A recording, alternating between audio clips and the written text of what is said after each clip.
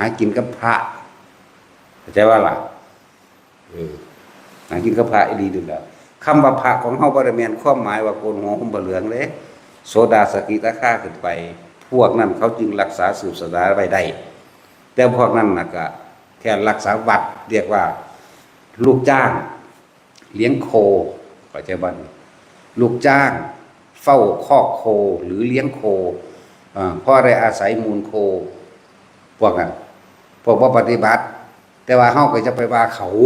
เฮาบ่อยู่ในฐานะที่ไปว่าได้เกินผิดคุณธรรมผิดพระวินัยผิดกฎหมายอย่างมันเกิดดันก่อนนั่นแหละเขาก็เรียกว่าลูกจ้างเลี้ยงโคก็อาศัยมูลโคนั่นแหละเป็นที่เลี้ยงตัวเองในขณะที่มีชีวิตอยู่หลังจากตายแล้วก็ไปกินทานไฟจากว่าล่ะฟังดีๆเนี่ยเด้ออันพวกฟังอยู่ดังแกดีจะกินทานไฟในพุทธละสังฆตะบางพวกพวกนั้นแค่สังฆตะเด้หนักกว่าเด้มหาอเวกีธรรมดาบอกแนะนำผ้าคนผิดผ้าเขาสร้างนาคผ้าเขาสร้างยักษ์ผ้าเขาสร้างเห็นบ่ได้เป็นรูปนั้นรูปนี้ขึ้นมาสร้างในนามของความศักดิ์สิทธิ์บ่เป็นสร้างในนามของความเคารพนับถือหรือกระทำว่าบุคคลผู้นี้เป็นผู้มีคุณต่อประเทศชาติบ้านเมืองนี่หรือเฮาสร้างอนุสาวรีย์ของผู้มีของบรรพบุรุษติมันก็ละอย่างกันเด้แต่ว่าเขาสร้างในนามความศักดิ์สิทธิ์ก็ละอันกันเด้อเอาดีๆถ้าว่าสร้างรูปพระนเรศวรมหาราชนี่บุคคลผู้ก่อกู้แผ่นดินพระเจ้าตากสินนี่บุคคลผู้กู้แผ่นดินสร้างระลึกนึกถึงบุญคุณของเพิ่นให้แก่ลูกแก่หลานนี่คือบรรพบุรุษผู้เสียเลือดเนื้อผู้กระทำแผ่นดินนี้เอาไว้ให้เรามีชีวิตอยู่เพิ่งระลึกนึกถึงประวัติศาสตร์บ้านเมืองใดไม่มีประวัติศาสตร์บ้านเรือนใดไม่สอนประวัติศาสตร์ก็เป็นมาแห่งชาติตนบ้างเมืองนั้นมีล้วนแล้วแต่มีคนเนรคุณจากโบราณมีแต่ความเดือดร้อนวุ่นวายเด้เนรคุณเด้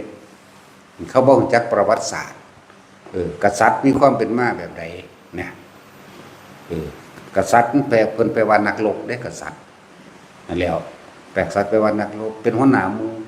ที่แรกก็เริ่มต้นมาจากคนธรรมดานี่แหละแต่ว่าเพิ่นเสียสละเพื่อผู้อื่นได้ในชีวิตตนเองบัดนี้หมู่เราประชาชนคนหมู่มากมหาชนทั้งหลายยกขึ้นให้เป็นหัวหน้าเมื่อยกขึ้นเป็นหัวหน้าก็มีชื่อตั้งตราว่ากษัตริย์ตัวพระมหากษัตริย์นั่นแล้วมีชื่อไปเท่าสมัยแต่รัชกาลที่ 1มาจนมาฮอดรัชกาลที่10ปู่ย่าตาทวดของเพิ่นเองเด้เป็นผู้รักษากอบกู้บ้านเมืองมาลูกหลานพระเจ้าตากลูกหลานพระนเรศเบิดเด้นั่นน่ะสมบัติของเขาเจ้าเองจะเน่ละคุณนั่นแหละบ้านเมืองใดไม่รู้ประวัติศาสตร์ชาติตนเองบ้านเมืองนั้นย่อมมีแต่ความวุ่นวายบ้านแตกสลายขาดแย่งชิงความเป็นใหญ่เพราะบ่มีที่พึ่งทางใจบ่มีหลักเป็นที่พึ่งแต่พวกเขายังว่ามีกษัตริย์เห็นบ่ล่ะมีพระมหากษัตริย์เป็นที่พึ่งของประชาชนเด้จังซั่นแล้วนักการเมืองบ่มีก็ได้เด้ภาษาพวกขี้โกงเอามาหาแหม่มหยังเขาเอาเงินจ้างมาบริหารเงินเด้นั่นใช่บ่ล่ะเอาเงินจ้างซื้อเอาหน้าเพื่อสิก่อโกยเอาเงินจังซั่นแหละบ่มีก็ได้พวกใดโกงก็ซากซัวโคตรหมาเบิดนั่นแหละเนาะจังซั่นแล้วบักใดบ่โกงลบเบิ่งหน้าให้กูตายนี่เอาถ้าผู้ใดว่าบ่โกงกูตายโลดเดี๋ยวนี้ล่ะตายสักแงกๆลงให้เบิ่งเดี๋ยวนี้แหละเนาะบ่เหลือจะบ่รอดจักคนหรอกโกงหน่อยก็โกงหลายแล้วมันสาบานใส่กันโลดนะบ่กล้ากันแล้วกันมาเนาะมันสั่นแล้วบ่กล้าข้าราชการคือกันสิบ่โกงก็บ่มีอีกพวกตำรวจหังคักพวกเหี้ยแม่ว่าสั่นเขาปิดๆนี่เฮาอยู่กับมันคือกันล่ะเหี้ยดูดกินเลือดเป็นสั่นตัวโกงคือกันเบิดนั่นแหละบ่มีดอกว่าสิบ่โกง แต่ว่าจะลืมกรรมตามสนองเอาขึ้นเบิดในรูปแบบของลูกหลานเจ้าถือโกงเองเจ้าก็แล่นพอนํหาเงินใส่คือเก่าบ่ขายยาบ้าก็ถือโกงไปอย่างอื่นสารพัดถือเอาขึ้นเบิดนั่นแหละเพราะตัวเองก็เฮ็ดไว้เองนั่นแล้วมันสืบต่อกันได้เด้กรรมเป็นเผ่าพันธุ์กรรมเป็นทายาทสมรู้ร่วมคิดร่วมกันนะเจ้าหามาได้เป็นเงินขี้โกงเจ้าก็เลี้ยงลูกเจ้าก็กินเงินโกงก็ไม่ทำกันนั่นแหละจักว่าล่ะนั่นแล้วแม้การรับกรรมของบางอย่างก็สมรู้ร่วมคิดร่วมกัน ก็ไปเกิดทำกันนั่นแหละของสัตว์ตัวผู้ใดว่าโกงวะยังมากมันก็โกงเวลาแล้ววะเนาะโอ้ยถ้าจะโกงเวลานี่มันกวนนั่นอยู่แล้วล่ะพวกในพันพลเอกเอาทหารไปใส่ซักเสื้อผ้าแพร่เขาเอาไปเลี้ยงงัวเลี้ยงไก่ขับรถเนาะเงินว่าตัดสินจะว่า ใส่หนีแผ่นดินเด้อไผก็ดีอย่าลืมหนีแผ่นดินนี่ตัดคะแนนเต็ม10 9แต่ว่าหนีสงฆ์นี่10มันเป็นยังจังเก่าเงินภาษีของคนแต่ละคนเสียเด้นบัดนี้เจ้าเอาทหารไปทูบ้านไปเลี้ยงงัวไปเลี้ยงหมูไปหลายๆอย่างที่นั่นแหละบางที่ไปเฝ้าสวนยางสวนอ้อยแล้วก็เอารถทั้งหลวงทั้งรถทั้งหลวงไปใส่สวนโตไปขนนั่นไปขนนี่โอ้ยมีเบิดนั่นแหละทุกคนนั่นแหละบ่เหลือว่ะบ่เหลือ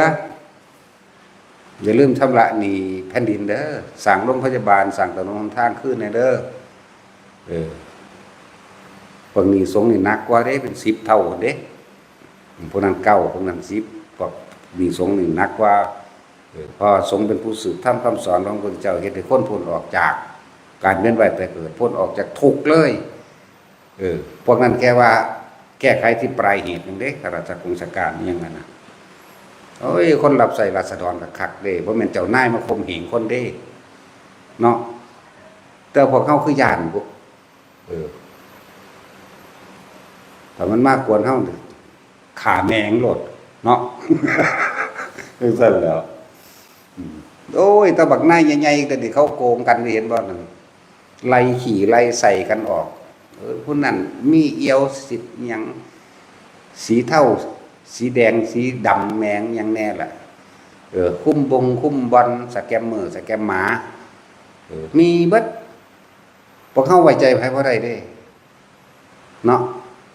สิไปแจ้งตำรวจมันสิหาวิธีกินเฮาต่อหนึ่งเด้สิเอาทนายมันก็หาสแต็กเฮาอีกต่อหนึ่งเหมือนกันไม่แต่พวกโกงๆที่สิหาคุณธรรมแท้จริงบ่มีบอกได้เลยว่าบ่มีจักคนเห็นบ่นายพลนายพันพวนัวเนี่ยเงินสีเทาเงินโกงจังซั่นแหละเฮ็ดบ่อนเอาเองเบิ่งดูหั่นไปไล่ผู้อื่นอยู่จับผู้อื่นอยู่เนาะแต่ว่าเมียมันก็เล่นคือกันนั่นแหละดีบ่ดีโตมันก็เล่นจับยาบ้ามาขายต่อไปจังซี่แหล้วทุกคนรู้นะหังบ่กล้าเว้าเนาะยันเขาจับมันมีกฎหมายได้กันตายแมงก็นำแมงโดนเฮา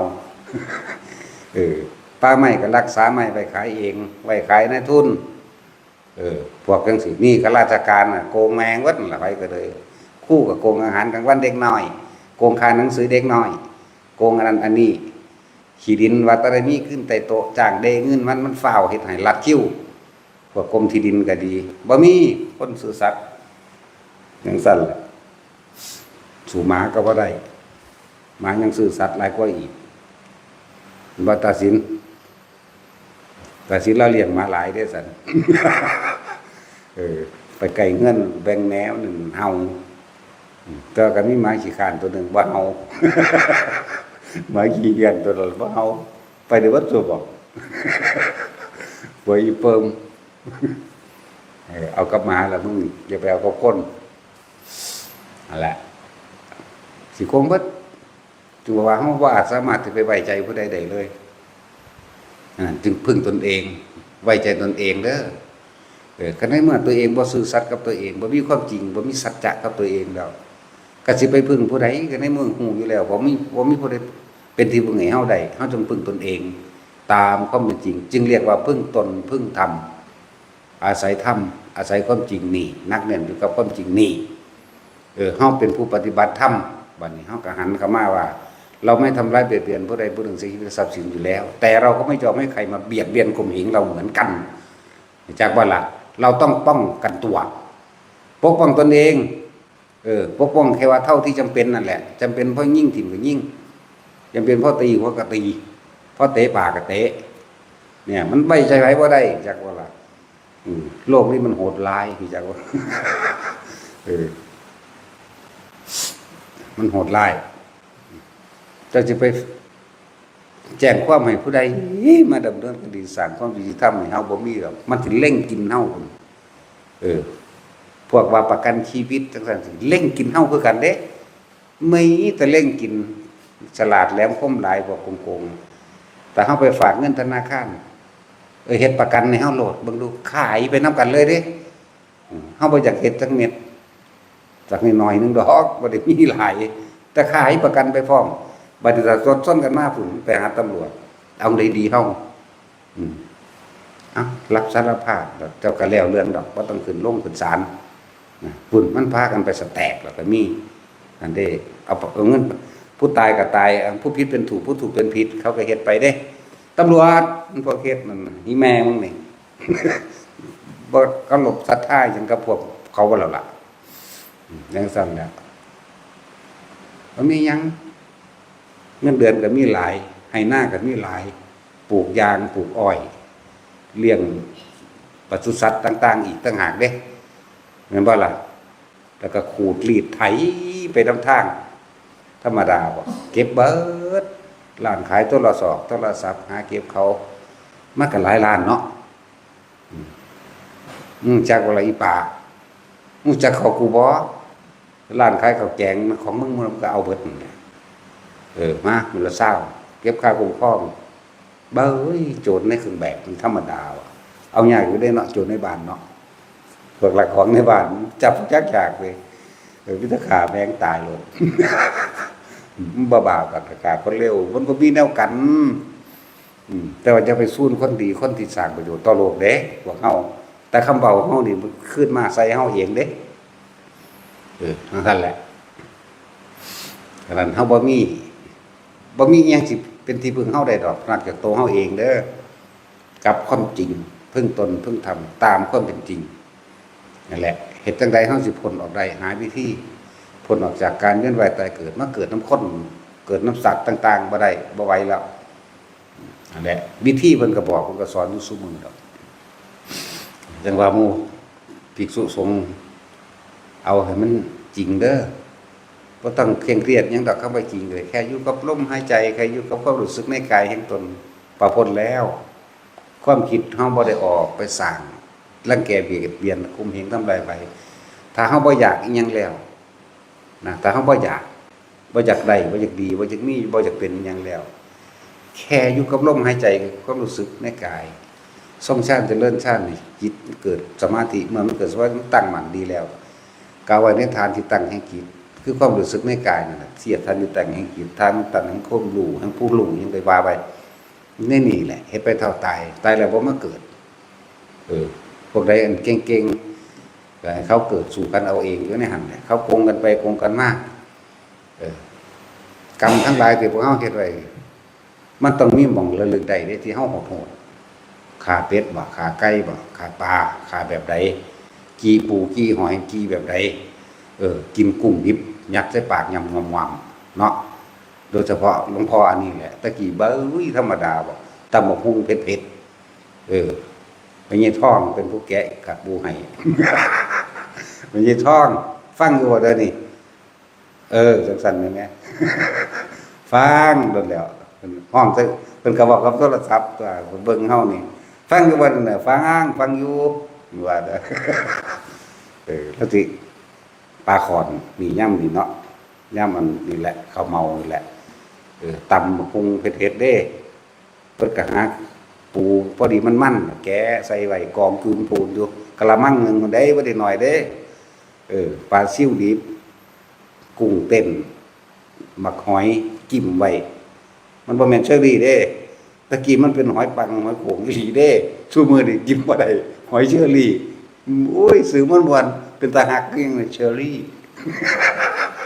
หอยเชอรี่สีชมพูอย่างนี้กินบ่ได้เมาเอาตาออกก็เป็นมันนั่นแหละผมจะแกะไว้กองทูนพูนกะละมังนึงสดกินปลาซิ่วดินดงๆขึ้นน่ะกุ้งมันน่ะนำเอาอีปูนี่แกะแล้วมันก็ยังไต่ไปไต่มาอยู่เด้เพิ่นแกะนั่นแล้วแกะเอาเองย่ำยืนแมงเบิดดองมันนั่นแหละโหดเหี้ยมเด้นั่นแหละไผโหดเหี้ยมหลายสำคนเดี๋ยวนี้ปันว่าจะฟังเป็นสัตว์ประเสริฐบ่แม่นเลวกว่าสัตว์อีก ธรรมดาบ่ชื่อได้ยังสิชื่อบ่ได้แนวมื้อนี้เวลาได้ปลามาจังซี่ถ้ามันดิ้นศูนย์เด้โมโหขึ้นมันดิ้นกัดแก้มข้างเครื่องค้อนตีเครื่องค้อนทุบไปเข็งปักใส่มือแห่งศูนย์ก็เก่าอีกถือก็บ่ได้ยันแต่ของเก็บต้องเอาค้อนมาตีเอาแม่นบ่ล่ะยิงปลาดุกนี่อุ้ยระวังคักยันแต่ของเหลินแต่ว่าขาเขาตีจนหัวแตกหัวบวมบ่เลือดสะอยู่เนาะไก่มื้อเหนียวคัดปีกเขาดีๆเหยียบขา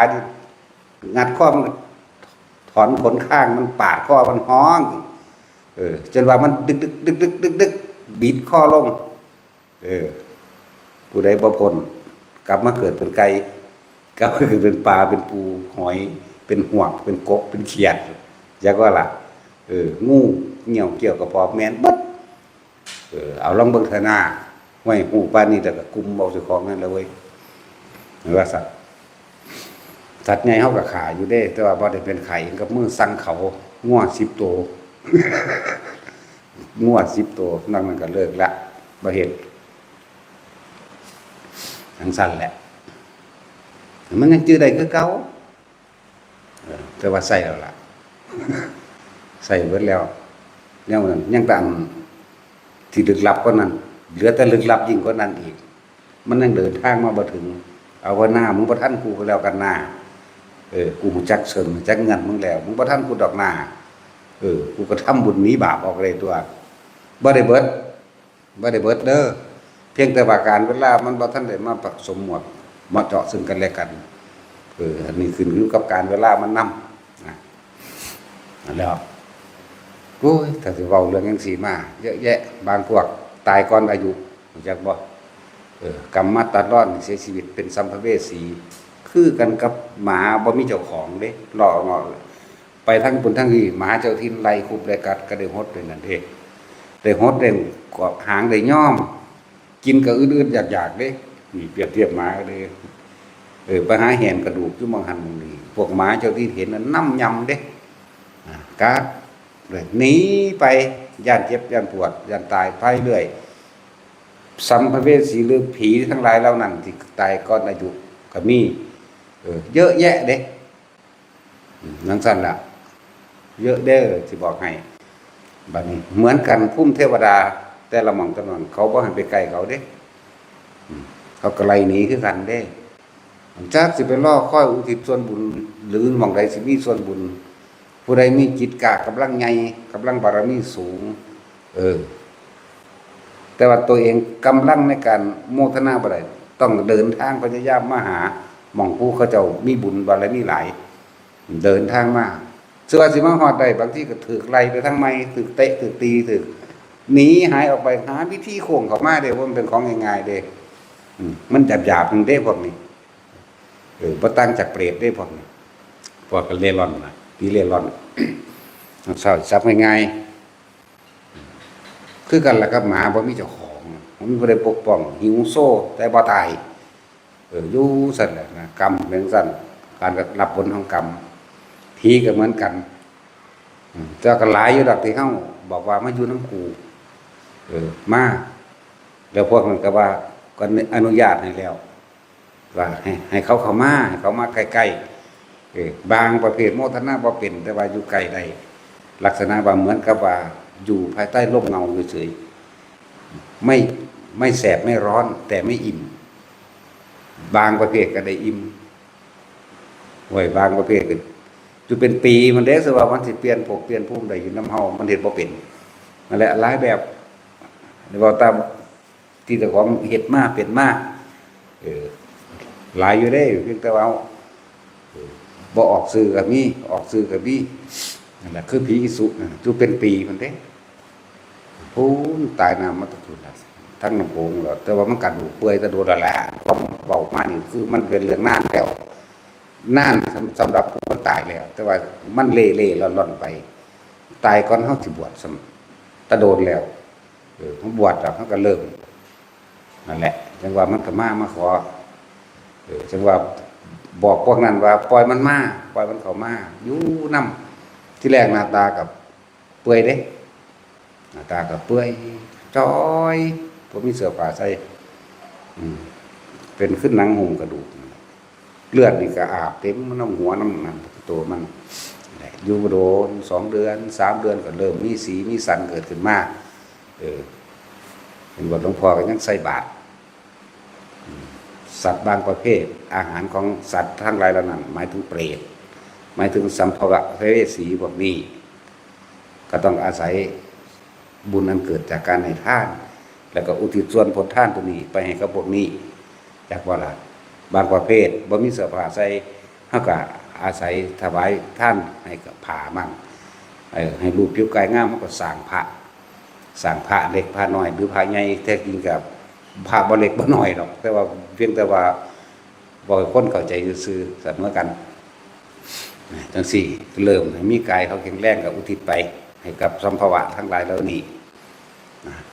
ให้พูดทั้งหลายเหล่านี้ท่านพาบวชพระมีอานิสงส์มากก็อาศัยอานิสงส์บวชหมู่ภิกษุสงฆ์ทั้งหลายเหล่านี้ขอผลทานบุญกุศลกรรมดีที่บุคคลทั้งหลายเหล่านี้ที่เฮาจักจูงจักชวนหรือให้เป็นเจ้าภาพมาเป็นในการบวชหมู่เราภิกษุสงฆ์นี้ขอผลทานบุญกุศลกรรมดีนี้จึงถึงแด่บางคนมันอยู่ไกลเห็นอยู่แล้วมึงหนักกว่าหมู่มึงมาเอานะหลายแบบหลายอย่างแยกย่อยถ้าเรื่องของกรรมนี่เป็นเรื่องที่ละเอียดมากใครบ่ประสบพบด้วยตัวเองอธิบายบ่ได้นอกนั้นมั่วเข้าใจบ่มันจะเอาละเอียดเราเอาบ่ได้ประการในผลของกรรมให้ตอนนี้ก็ได้ให้อีก2 วันข้างหน้าก็ได้เดือนหน้าก็ได้ปีหน้าก็ได้ชาติหน้าหรือกลับหน้าหรืออสงไขยหน้าได้ทั้งนั้นนั่นแหละแต่ว่าโหแนวนี้แล้วไม่กูไปถ่ายกินส่วนบุญส่วนแล้วก็ไปเฮ็ดเอาตอนนี้ก็เป็นหยังไปก็ดีเนาะล่ะหลายอยู่ บัดนี้มันได้ดีขึ้นมาแน่ล่ะมันก็มีกำลังมามันก็มาปัดมากวาดมาล้างห้องน้ำให้เด้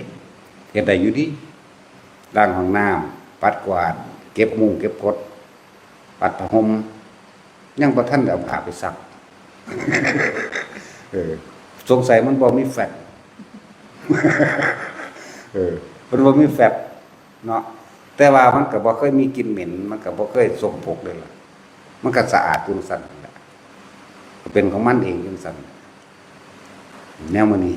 ก็เป็นมีมากเรื่อยๆอยู่ดอกเรื่องจังซี่เรื่อยๆอยู่นั่นมีพูดถึงว่าคนที่บ่เคยทำบุญกุศลคนที่บ่รู้จักแน่จังซี่ตายหรือตายก่อนอายุกรรมมันตัดรอดให้เสียชีวิตในขณะนั้นนะครับบาปกับบ่หลายบุญกับบ่หลายเล่ร่อนแต่บ่ล่ะเล่ร่อนแต่เฮาบ่อนุญาตก็เข้ามาบ่ได้เด้แต่ว่านี่อนุญาตมาหลายก็สร้างมาดีก็ตามบุญให้เบิดแถมซ้ำบอกด้วยท่านทั้งหลายเหล่าใดนี่จะต้องการโมทนาผลท่านบุญกุศลกรรมดีบารมีของข้าพเจ้าที่สร้างมาแล้วตั้งแต่นี้จนถึงปัจจุบันนี้ขอท่านทั้งหลายเหล่านั้นจงอนุโมทนาเองเถิดเปิดได้ตลอดการทุกเมื่อเปิดไว้ตลอดเลยบ่มีเบิดมีแต่เพิ่มหลายคนก็สิมาถามว่าเราบุญบ่เบิดบ่เป็นคือดวงอาทิตย์นี่ผู้ใดเอาไฟไปต่อมันก็ต่อยาวกว่ามันสว่างไปเลยตัวนั่นแหละเก็บไปบาปของเฮาเบิดหรอบ่เบิดหลายคือเก่า แต่ว่าเฮาก็ทำหนีเอาเลยเว้ยตอนนี้สต็อกมันไว้คือยักบ่นี่อกุศลนี่กูขันน็อตมึงไว้ดีซะก่อนตอกตะปูมึงไว้แล้วมันก็พุ่งบุญอย่างเดียวสูงขึ้นมันก็นำมาท่านแต่ว่าอย่าเผลอ จักว่าล่ะเผลอพวกตกมาปุ๊บนี่ระดับเดียวก็มันนำเอาเลยเด้บุญกับบาปถ้าจะเปรียบแล้วเหมือนดังคนปั้มกันเด้ถ้าบุญมีกำลังมากก็นอกบาปสลบไปสักวันจักว่าแต่ถ้าบาปมีกำลังมากฟาดตัวบุญเท่านอกคือกันเด้สั่นแล้วฉะนั้นเขาจึงเริ่มสร้างบุญที่ง่ายที่สุดคิดดีจากว่าล่ะสัพพะปะปัสสะอาการนังกุศลสุปสัมปทานี่จงทำจิตให้ขาวรอบคิดถึงแต่สิ่งที่มันเป็นกุศลคิดจะให้ทานคิดจะช่วยเหลือคนคิดจะต่างๆนานาสารพัดที่มันเป็นประโยชน์แต่ต่อทั้งบุคคลและสัตว์ทั้งหลายแล้วก็ไม่เคยบัดนี้ตอนนี้คือไม่เคยตะกี้เคยทำไม่เคยคิดได้บัดนี้ตอนนี้ไม่คิดทำร้ายเบียดเบียนผู้ใดผู้หนึ่งให้เสียชีวิตและทรัพย์สินตลอดทั้งมนุษย์และอมนุษย์นี่มากับเป็นความบริสุทธิ์ภายในใจเฮาตัวแต่คนมันมีความโลภอยู่แล้วมันคิดแบบนี้บ่ได้จักบ่มันอยากได้มันก็ต้องมีการเบียดเบียนกันคนที่มันมีความโลภมันก็ต้องการฆ่าต้องการทำลายต้องการใส่ร้ายป้ายสีต้องการเสแสร้งแกล้งทำสารพัดให้ผู้อื่นเสียชีวิตและทรัพย์สินกล่าวตู่ใส่ร้ายโยนความผิดได้ทั้งหมดแต่ถ้ามันบ่มีความอยากได้หยังแล้วมันบ่คิดเด้มันเลยเกิดกายไม่คิดทำร้ายเบียดเบียนไปเลยนั่นยังสิมาตามเฮาได้แต่เฮาบ่คิดทำร้ายเบียดเบียนไผหรอกแม่จุมื้อนี้เห็นขี้เข็บเห็นงูก็ธรรมดามีแต่เว้ากับมันซ้ำเพื่อนเอ้ยโลดบอกกับมันได้ว่าหมู่เอ้ยนี่แหละหมู่ได้พลาดมาแล้วเพราะว่าหมู่ก็ได้ทำบุญกุศลกรรมหมู่ก็บ่ได้ลึกนึกถึงน้อยเฮาบ่เว้าลึกซึ้งซื่อๆคนสิให้แต่ขนาดด่าอยู่คนก็ให้อยู่เนาะขนาดเราบ่ให้โหดๆเด้นี่เพื่อนเอ้ยเนี่ยเพิ่นว่าเพื่อนไม่ได้ลึกถึงบุญกุศลที่ตัวเองเคยทำมาเนี่ยเราจะขอแบ่งส่วนบุญให้ท่านตอนนี้เพื่อนก็ไม่อาจสามารถรับได้จงรับจงทำใจจงทำจิตอยู่หรืออยู่ใกล้ๆเราเถิดเพื่อนเอ๋ยนี่ก็เว้าจังซี่อยู่จักว่าล่ะนอนกับหมู่ก็นอนเด้งูมาขึ้นแมงมันหยังมันบ่ได้ตัวใหญ่ดอกสัมปากานี่แหละงูไล่คือเกิดว่างูทานก็บ่แม่นทำทานนะมันน้อยๆนึงแหมคือขี้กระเดือนใหญ่นี่แหมจั่นแล้วเมื่อนั้นก็เอาไล่ออกอยู่เปิดประตูออกก็ไม่กวาดออกแต่ว่ามันก็แปลกอยู่เด้มันบ่สวบเด้แค่เอาไปตกกวาดออกมาซื่องูจะเข้าไปจังได๋ล่ะงูนิดหน่อยดอกบ่ได้มีตัวใหญ่ดอก2ตัว3ตัวไล่ๆจังซั่นแล้วแต่งูจริงเข้าไปมึงเซ็ตกูต้มกินเนาะตัดสินเฮาปานนั้นว่าบ่คิดทำลายเบียดเนาะเราก็บ่ได้ทำลายยังว่ากินเนาะตัดสินเอาวะหมามื้อนี้เฮ็ดแมงหมาแดดเดียวเบิดนั่นแหละส่งไปย้ายฝ่ายเขียวเสื้อจักยามใดเขาสิเฮ็ดหมาขุนบ่หมาอยู่นี่ก็หลายโดดเขาก็บ่เฮ็ดหมาแหลกคุกคือตะกี้เนาะคือสิบ่ค่อยมีหมาปานใดนั่นแหละกรรมคือการจำแนกแจกกรรมก็คือเจ้าของได้เฮ็ดเองเจ้าของมาเฮ็ดเองเป็นเองด้วยนั่นน่ะหมาบางพวกหมู่เราตะกี้ก็เข้าเคยพาสร้างวัดแต่ว่าพากันลักกันลี่ร้อยไปกินเหล้าบางหันบางนี้ร้อยไปหาแกงเอียนกินแหน่เนาะร้อยไปหาแท่งเอียนแหน่ไข่มดแดงทั้งนั้นทั้งนี้ร้อยไปหาเอาเป็ดมาขาเนี่ยแล้วก็พากันแก้มเราบางหันบางนี้ซาดนี่ก็เป็นหมาว่ามันสั้นแล้วเอาดีๆหน้ามันสิเก่งทำได้บ่มึงหนีบ่พ้นสิ่งตัวเองทำเด้บ่แม่นเฮาเฮ็ดให้บ่แม่นไผเฮ็ดให้ตัวเองทำเองเด้หลายโพดอยู่ดอดไร่ก็เบ้ยเศร้าอยู่ดีก็50 60ซั่นแล้วส่วนแล้วแต่มีกรรมเกี่ยวพันกันมาเบิดนั่นแหละบ่แม่นว่าเฮาบ่ให้อาหารให้อยู่หั่งให้โดยบ่ได้ให้ว่านี่เป็นเจ้าของหรือบ่ได้ให้ในสถานที่ที่มีกุฏิมันสิยึดเป็นเจ้าของมันสิกัดคนให้ทั่วๆไปพูนออกไปทางนอกพูน อยู่ด้านไร่ก็คือกันก็บอกเขาให้กับพูนเด้อเอาไปให้ขามทางไปพูนถ้าเอาไว้กุฏินี่มันก็สิยึดเป็นทีของมันแล้วมันสิหวงมันสิกัดคนมันสิสร้างเวรสร้างกรรมหนักกว่าเก่าหมากับบาปเป็นเด้บ่แม่นได้ว่ามันบ่ได้เกี่ยวกับศาสนาเด้คำว่ากรรมคำว่าธรรมความว่าความจริงบ่ได้เกี่ยวกับศาสนาใดๆทั้งสิ้นบ่ได้เกี่ยวกับพุทธคริสต์อิสลามฮินดูซิกหรืออีหยังก็แล้วแต่เถอะกระทำสิ่งใดย่อมได้รับผลของกรรมนั้นสืบไปคือการบ่เกี่ยวกันเลยแต่ว่าแยกว่าศาสนาพุทธคือทางเดินของผู้รู้ซื่อเนี่ยรู้หยังรู้ธรรมตามความเป็นจริงรู้เรื่องของกรรมโลกิยะสัจจะโลกุตระสัจจะรู้นี่เป็นกุศลนี่เป็นอกุศลรู้นี่เป็นหนทางแห่งพระนิพพานนั่นรู้ว่าตนแรกเป็นที่พึ่งของตนดูทำกรรมใดทำได้ต้องผลกรรมนั้นรู้ว่าเกิดแล้วต้องแก่ต้องเก็บต้องตายเด้ไม่ได้เกี่ยวกันเด้กับคำว่าศาสนาคำว่าธรรมนี่อันนี้มันเป็นลักษณะซื่อลักษณะเป็นอัตลักษณะบอก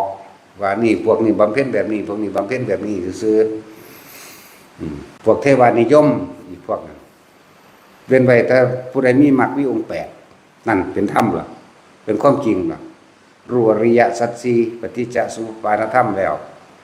รู้เหตุปัจจัยทั้งสัตว์ไหลเวียนว่ายแต่เกิดแล้วรู้ว่าตนเป็นที่พึ่งของตนแล้ว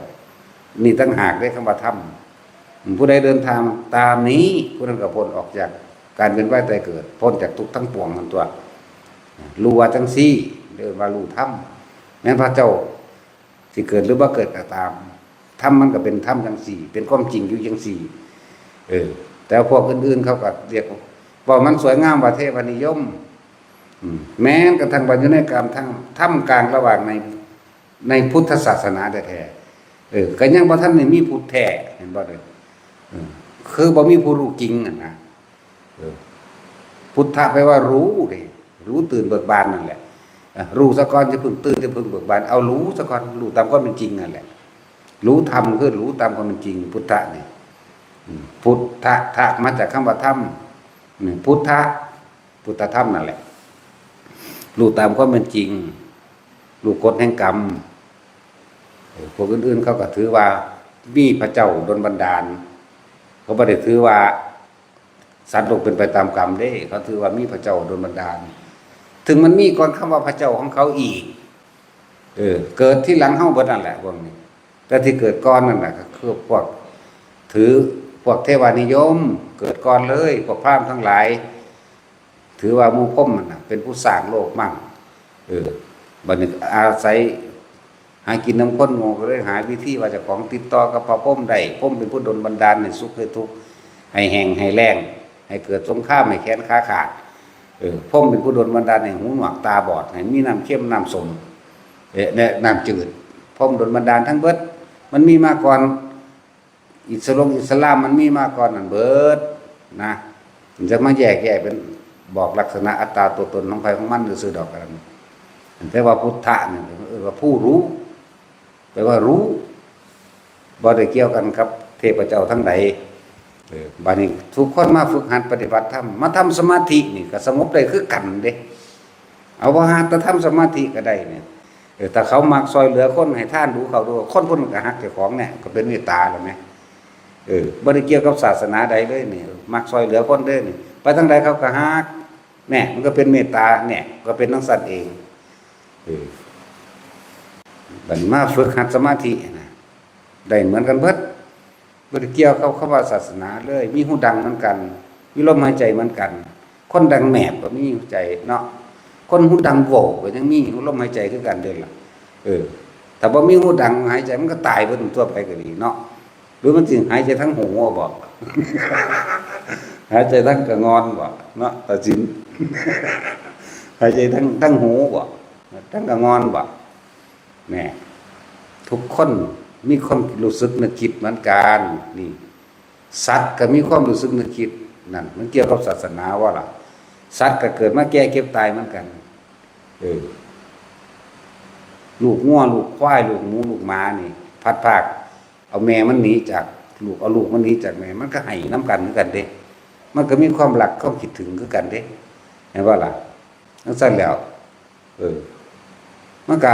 เอากันไม่ลูกกันเด้สัตว์เลยคนก็มีนี่ไหมความจริงไหมบ่ได้เกี่ยวกันกับพวกโอ้ยพวกสัตว์มันบ่มีศาสนาบ่เกี่ยวมันเป็นธรรมมันนั่นธรรมะเสมอกันเบิดเกิดแล้วแก่เก็บตายเหมือนกัน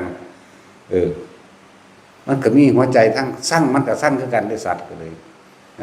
คนกับสัตว์คือกันนั่นแหละมันจะไปแม่นอีหยังแต่เขาเอิ้นได้อีสัตว์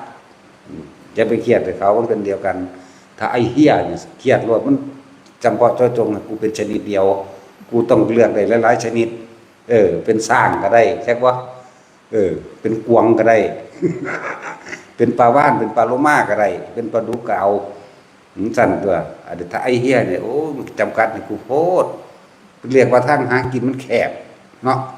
แต่เป็นหลายๆอย่างเลยเป็นนกก็ได้เป็นกระบินขึ้นไปได้นะเว้ยสั่นเลยจะไม่เครียดจะคิดว่าจะคล้องมันดีก็สัตว์มันเลวก็สัตว์คุณโว้ยบริสุทธิ์โหดเหี้ยมสมคนเดี๋ยวนี้เนาะ พวกเจ้าต้มบักหอยพวกเจ้าขามันอยู่บ่ถึงขาอยู่ว่าเนาะมีแต่ต้มเลยเด้ปุ้ยสิว่ามันสิเดือดเนาะสิว่ามันสิร้อนเนาะแม่นว่าล่ะกีปูมื้อนี่พวกเจ้าขามันอยู่บ่เอามีแต่ถิ่มใส่ไฟเลยโลดธรรมดาบ่นั่นปันว่าเจ้าของเป็นสัตว์ประเสริฐบ่ต้องทั้งใดเลยนี่เลวกว่าสัตว์อีกโหดเหี้ยมบาดเจ้าของเด้ขนาดต่อของเองยังไปเตะต่อเองยังศูนย์เด้ยังโมโหหังประกล้าศเตะขึ้นแม่นว่าล่ะยังไปหัวต่ำขังเราปะศูนย์ให้ผู้เฮ็ดขังเราบ่ได้ศูนย์น่ะเจ้าของ เห็นแก่ตัวขนาดนั้นเด้มันสั่นแล้วย้านตั้งแต่ของเจ็บของปวดแต่ว่าบ่ย้านผู้อื่นเจ็บปวดเด้เนาะนั่นแหละความอาภัพของหมู่เดรัจฉานเขาก็เข้าใจว่าปลานี่เกิดมาเป็นอาหารเด้มันเกิดมาได้โดยกรรมของมันเกิดมาโดยกรรมของมันพวกปลาพวกปูพวกกุ้งหอยแข้งแมลงภู่ต่างๆเนี่ยคนก็เข้าใจว่านั่นคืออาหาร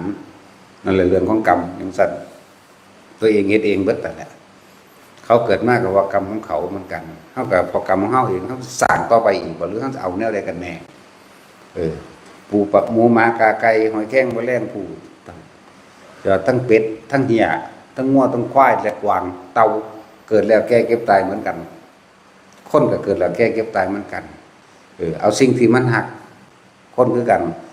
พัดภาคจากสิ่งที่รักก็ร้องไห้เสียใจเหมือนกันนั่นบ่ล่ะมันสั้นแล้วนั่นแหละความยึดมั่นถือมั่นก็ดีบ่เกี่ยวกับศาสนาวันนี้เอาผู้มี